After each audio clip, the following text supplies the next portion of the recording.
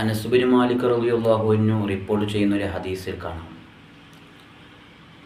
ഒരു ബുദ്ധിക്ക് തകരാറുള്ള ഒരു സ്ത്രീ വന്നുകൊണ്ട് മുത്തുനബി സല്ലല്ലാഹു അലൈഹി വസല്ലമ തങ്ങളോട് പറഞ്ഞു, ലീ ഹാജത്തുൻ, എനിക്കൊരു ആവശ്യമുണ്ട് നബിയെ, എനിക്കത് പൂർത്തീകരിച്ച് തരണം. അപ്പോൾ മുത്തുനബി സല്ലല്ലാഹു അലൈഹി വസല്ലമ തങ്ങൾ ചോദിച്ചു ആ സ്ത്രീയോട്, എന്താണ് നിൻ്റെ ആവശ്യം? ഏത് വഴിയിലൂടെയാണ് നിനക്ക് പോവേണ്ടത്?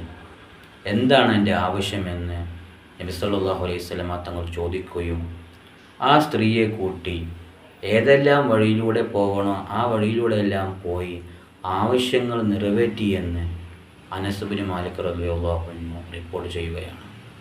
അപ്പോൾ മുത്തുനബി സല്ലല്ലാഹു അലൈഹി വസല്ലമ ഒരു നേതാവായിട്ട് പോലും, ലോകത്തിൻ്റെ നേതാവാണ്, എല്ലാ രാജാക്കന്മാരുടെയും ഏറ്റവും വലിയ പദവിയിലാണ് മുത്തുനബി ഉള്ളത്.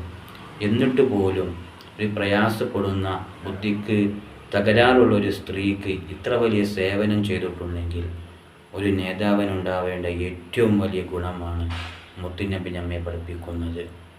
അല്ലാഹു തആല നമുക്ക് തൗഫീഖ് നൽകി അനുഗ്രഹിക്കുമാറാവട്ടെ.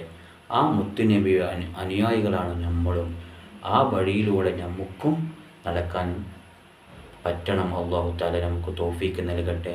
മുത്തുനബിയോട് കൂടെ സ്വർഗത്തിൽ കടക്കാൻ അല്ലാഹു നമുക്ക് തൗഫീഖ് നൽകട്ടെ. അസ്സലാമു അലൈക്കും വറഹ്മത്തുള്ളാഹി വബറകാതുഹു.